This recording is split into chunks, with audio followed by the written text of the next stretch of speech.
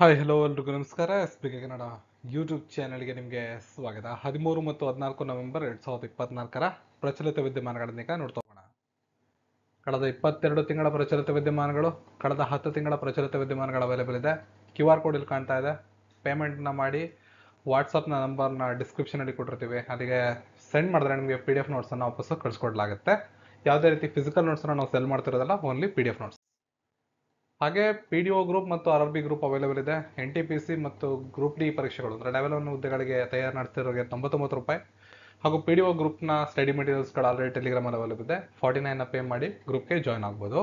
ಹೆಚ್ಚಿನ ಮಾಹಿತಿಗೆ ವಾಟ್ಸಪ್ ಮಾಡಿ. ವಿಶ್ವದ ಮೊದಲ ಎತ್ತರದ ಪ್ಯಾರಾ ಕ್ರೀಡಾ ಕೇಂದ್ರವನ್ನು ಎಲ್ಲಿ ಸ್ಥಾಪಿಸಲಾಗುವುದು? ಸರಿಯಾದ ಉತ್ತರ ಲಡಾಖ್ನ ಲೇಹಲ್ಲಿ ಸ್ಥಾಪನೆ ಮಾಡಲಾಗುತ್ತೆ. ವಿಶ್ವದ ಮೊದಲ high altitude para sports centre ಅನ್ನ ಲಡಾಖ್ನ ಲೇಹ್ನಲ್ಲಿ ಸ್ಥಾಪಿಸಲಾಗಿದೆ.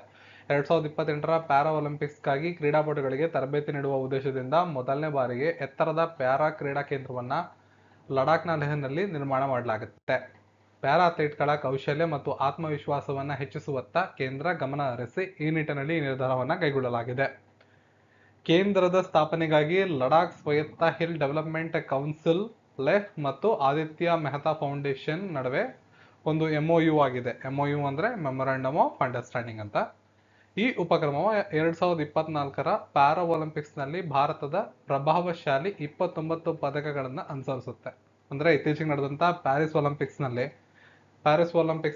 ಒಲಿಂಪಿಕ್ಸ್ನಲ್ಲಿ ಅಥ್ಲೀಟ್ಗಳು ಭಾರತದಲ್ಲಿ ಭಾಗವಹಿಸುವಂತವರು 29 ಪದಕಗಳನ್ನು ಗೆದ್ದಿದ್ದಾರೆ. ಹಾಗಾಗಿ ಮುಂದೆ ಬರುವಂತ 2028ರ ಪ್ಯಾರಾ ಒಲಿಂಪಿಕ್ಸ್ನಲ್ಲಿ ಇನ್ನಷ್ಟು ಪದಕಗಳನ್ನ ಪಡೆಯೋದಕ್ಕೆ ಅವರಿಗೆ ತಯಾರಿ ಬಹಳ ಮುಖ್ಯ. ಆ ನಿಟ್ಟಿನಲ್ಲಿ ಈಗ ಕೇಂದ್ರ ಸರ್ಕಾರ ಕೆಲಸ ಮಾಡ್ತಾ ಇದೆ. ಅಕ್ಟೋಬರ್ 2024ರ ICC ಪುರುಷರ ಮತ್ತು ಮಹಿಳೆಯರ ತಿಂಗಳ ಆಟಗಾರ ಎಂದು ಯಾರನ್ನ ಗುರುತಿಸಲಾಗಿದೆ? ಆಯ್ಕೆಗಳನ್ನು ನೋಡಿಕೊಂಡು ಉತ್ತರ ಕೊಡೋ ಪ್ರಯತ್ನವನ್ನ ಮಾಡಬಹುದು.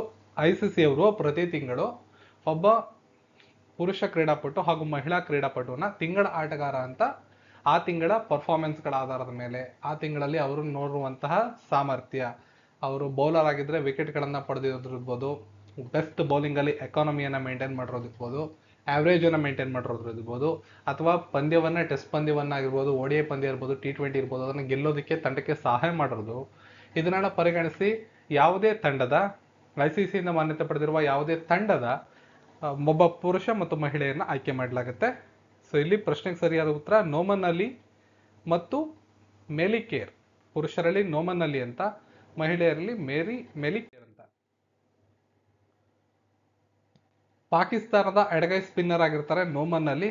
3 ಪಂದ್ಯಗಳ ಟೆಸ್ಟ್ ಸರಣಿಯಲ್ಲಿ ಇಂಗ್ಲೆಂಡ್ ವಿರುದ್ಧ ಅತ್ಯುತ್ತಮ ಪ್ರದರ್ಶನವನ್ನ ಕೊಟ್ಟಿದ್ದಾರೆ. ಹಾಗಾಗಿ ICC ಪುರುಷರ ತಿಂಗಳ ಆಟಗಾರ ಅಕ್ಟೋಬರ್ಗೆ ಅವರು ಆಯ್ಕೆಯಾಗಿರ್ತಾರೆ. ನ್ಯೂಜಿಲೆಂಡ್ನ ಆಲ್ರೌಂಡರ್ ಆದ ಮೆಲಿಕೇರ್ ಅವರು T20 ವಿಶ್ವಕಪ್ ಮತ್ತು ಭಾರತದ ಪ್ರವಾಸದಲ್ಲಿ ನೀಡಿದಂತ ಅತ್ಯುತ್ತಮ ಪ್ರದರ್ಶನವನ್ನ ಗಮನದಲ್ಲಿಟ್ಟುಕೊಂಡು ಅಕ್ಟೋಬರ್ ICC ತಿಂಗಳ ಮಹಿಳಾ ಆಟಗಾರ್ತಿ ಅನ್ನೋ ಒಂದು ಅವಾರ್ಡ್ ಅನ್ನ ಅವರಿಗೆ ಕೊಡಲಾಗಿದೆ. ಅವರು ಪಾಕಿಸ್ತಾನದ ಎಡಗೈ ಸ್ಪಿನ್ನರ್ ನೋಮನ್ ಅಲಿ ಪುರುಷರ ವಿಭಾಗ, ಇನ್ನೊಬ್ರು ನ್ಯೂಜಿಲೆಂಡ್ ಆಲ್ರೌಂಡರ್ ಮೆಲಿಕೇರ್. ಆಕಾಂಕ್ಷಾ ಹಾತ್ ಕಾರ್ಯಕ್ರಮದಲ್ಲಿ ರಾಜ್ಯದ ಮೊದಲ ಡಬಲ್ ಡೆಕ್ಕರ್ ಎಲೆಕ್ಟ್ರಿಕ್ ಬಸ್ ಅನ್ನ ಯಾವ ರಾಜ್ಯದ ಮುಖ್ಯಮಂತ್ರಿಗಳು ಪ್ರಾರಂಭಿಸಿದ್ದಾರೆ? ಪ್ರಶ್ನೆಗೆ ಸರಿಯಾದ ಉತ್ತರ ಆಪ್ಷನ್ 2 ಉತ್ತರ ಪ್ರದೇಶ. ಯೋಗಿ ಆದಿತ್ಯನಾಥ್ ಅವರು ಉತ್ತರ ಪ್ರದೇಶದ ಮೊದಲ ಡಬಲ್ ಡೆಕ್ಕರ್ ಎಲೆಕ್ಟ್ರಿಕ್ ಬಸ್ ಅನ್ನ ಉತ್ತರ ಪ್ರದೇಶದ ರಾಜಧಾನಿ ಲಕ್ನೋದ ಇಂದಿರಾ ಗಾಂಧಿ ಪ್ರತಿಷ್ಠಾನದಲ್ಲಿ ಆಕಾಂಕ್ಷಾ ಹತ್ ಅನ್ನೋ ಕಾರ್ಯಕ್ರಮದಲ್ಲಿ ಪ್ರಾರಂಭ ಮಾಡಿದ್ದಾರೆ. ಬಸ್ ಸಂಚಾರ ದಟ್ಟಣೆಯನ್ನ ಕಡಿಮೆ ಮಾಡೋದಕ್ಕೆ ಮತ್ತು ನಗರ ಪ್ರದೇಶದಲ್ಲಿ ಪರಿಸರ ಸಂರಕ್ಷಣೆಯನ್ನು ಉತ್ತೇಜಿಸುವ ಉದ್ದೇಶದಿಂದ ಇದನ್ನ ಮಾಡಲಾಗಿದೆ. ಡಬಲ್ ಡೆಕ್ಕರ್ ಎಲೆಕ್ಟ್ರಿಕ್ ಬಸ್ ಸೇವೆಯಿಂದ ಮಹಿಳಾ ಪ್ರಯಾಣಿಕರಿಗೆ ಟಿಕೆಟ್ ಮೇಲೆ 50% ರಿಯಾಯಿತಿಯನ್ನು ಕೊಡಲಾಗಿದೆ. ಅಂದ್ರೆ 50% ಡಿಸ್ಕೌಂಟ್ ಇರುತ್ತೆ ಈ ಬಸ್ಸಲ್ಲಿ ಪ್ರಯಾಣ ಮಾಡುವಂತ ಮಹಿಳಾ ಪ್ರಯಾಣಿಕರಿಗೆ. ಥೈಲ್ಯಾಂಡ್ ಪ್ರವಾಸೋದ್ಯಮದ ಬ್ರ್ಯಾಂಡ್ ಅಂಬಾಸಿಡರ್ ಮತ್ತು ಸಲಹೆಗಾರರನ್ನಾಗಿ ಕೆಳಗಿನ ಯಾರನ್ನ ಆಯ್ಕೆ ಮಾಡಲಾಗಿದೆ? ಇದಕ್ಕೆ ಸರಿಯಾದ ಉತ್ತರ ಸೋನು ಸುದ್ ಅವರು. ಥೈಲ್ಯಾಂಡ್ ಪ್ರವಾಸೋದ್ಯಮಕ್ಕೆ ಬ್ರ್ಯಾಂಡ್ ಅಂಬಾಸಿಡರ್ ಮತ್ತು ಸಲಹೆಗಾರನಾಗಿ ಸೋನು ಸುದ್ ಅವರನ್ನು ನೇಮಕ ಮಾಡಲಾಗಿದೆ. ಸುದ್ ಅವರು ಥೈಲ್ಯಾಂಡ್ನೊಂದಿಗೆ ಅವರ ಸಂಪರ್ಕವನ್ನ ಒತ್ತಿ ಹೇಳುತ್ತಾ ಅದರ ಅದ್ಭುತ ಭೂದೃಶ್ಯ ಮತ್ತು ಶ್ರೀಮಂತ ಸಾಂಸ್ಕೃತಿಕ ಪರಂಪರೆಯನ್ನ ಎತ್ತಿ ತೋರಿಸುವ ಪಾತ್ರದ ಬಗ್ಗೆ ತಮ್ಮ ಉತ್ಸಾಹವನ್ನ ವ್ಯಕ್ತಪಡಿಸುತ್ತಾರೆ. ಥೈಲ್ಯಾಂಡ್ನ ಪ್ರವಾಸೋದ್ಯಮ ಮತ್ತು ಕ್ರೀಡಾ ಸಚಿವಾಲಯ ಅಧಿಕೃತವಾಗಿ ಸೋನು ಸುದ್ ಅವರಿಗೆ ಗೌರವ ಪ್ರವಾಸೋದ್ಯಮ ಸಲಹೆಗಾರ ಅಂತ ಗೊತ್ತುಪಡಿಸಿದೆ. ಭಾರತವು ಥೈಲ್ಯಾಂಡ್ನ ಮೂಲ ಮಾರುಕಟ್ಟೆಗಳಲ್ಲಿ ಒಂದಾಗಿದ್ದು ಹೆಚ್ಚು ಭಾರತೀಯ ಪ್ರಯಾಣಿಕರನ್ನ ತನ್ನ ದೇಶಕ್ಕೆ ಆಕರ್ಷಣೆ ಮಾಡಬೇಕು ಅಂತ ಹೇಳಿ ಭಾರತದ ಸೆಲೆಬ್ರಿಟಿ ಒಬ್ಬರನ್ನ ಅಂದ್ರೆ ಸೋನು ಸೂದ್ ಅವರನ್ನ ಈಗ ಆಯ್ಕೆ ಮಾಡಿಕೊಳ್ಳಲಾಗಿದೆ ಈ ಒಂದು ಅಂಬಾಸಿಡರ್ ಆಗಿ. ಅಂತರಿಕ್ಷ ಅಭ್ಯಾಸ 2024 ಬಾಹ್ಯಾಕಾಶ ವ್ಯಾಯಾಮ ಎಲ್ಲಿ ಉದ್ಘಾಟಿಸಲಾಗಿದೆ? ಪ್ರಶ್ನೆಗೆ ಸರಿಯಾದ ಉತ್ತರ ನವದೆಹಲಿ. ಡಿಫೆನ್ಸ್ ಸ್ಪೇಸ್ ಏಜೆನ್ಸಿಯು ಭಾರತದ ಮೊದಲ ಬಾಹ್ಯಾಕಾಶ ವ್ಯಾಯಾಮ ಅಂತರಿಕ್ಷ ಅಭ್ಯಾಸ 2024ನ ನವದೆಹಲಿಯಲ್ಲಿ ಪ್ರಾರಂಭಿಸಿದೆ. ಈ ವ್ಯಾಯಾಮವು ಬಾಹ್ಯಾಕಾಶ ಆಧಾರಿತ ಸ್ವತ್ತುಗಳು ಮತ್ತು ಸೇವೆಗಳಿಗೆ ಹೆಚ್ಚುತ್ತಿರುವ ಬೆದರಿಕೆಗಳನ್ನು ಪರಿಹರಿಸುವಲ್ಲಿ ಕೇಂದ್ರೀಕರಿಸುತ್ತೆ. ಇವು ರಾಷ್ಟ್ರೀಯ ಕಾರ್ಯತಂತ್ರದ ಬಾಹ್ಯಾಕಾಶ ಉದ್ದೇಶಗಳನ್ನು ಭದ್ರಪಡಿಸುವ ಗುರಿಯನ್ನು ಹೊಂದಿರುತ್ತೆ. ಈ ವ್ಯಾಯಾಮವು ಬಾಹ್ಯಾಕಾಶದ ಸ್ವತ್ತುಗಳ ಮೇಲಿನ ಕಾರ್ಯಾಚರಣೆ ಅವಲಂಬನೆಗಳ ತಿಳುವಳಿಕೆಯನ್ನು ಹೆಚ್ಚಿಸುತ್ತೆ ಮತ್ತು ಬಾಹ್ಯಾಕಾಶ ಸೇವೆಗಳು ಅಡ್ಡಿಪಡಿಸಿದರೆ ಅದರ ದುರ್ಬಲತೆ ಎಲ್ಲಿದೆ ಅನ್ನೋದನ್ನು ಕೂಡ ಗುರುತಿಸುತ್ತೆ. ಯಾವ ದೇಶ ಇತ್ತೀಚೆಗೆ ಗೊತ್ತುಪಡಿಸಿದ ಸಾರ್ವಜನಿಕ ಆಸ್ಪತ್ರೆಗಳಲ್ಲಿ 14 ವರ್ಷದೊಳಗಿನ ಮಕ್ಕಳಿಗೆ ಉಚಿತ ಕ್ಯಾನ್ಸರ್ ಚಿಕಿತ್ಸೆಯನ್ನ ಘೋಷಿಸಿದೆ? ಸರಿಯಾದ ಉತ್ತರ ನೇಪಾಳ.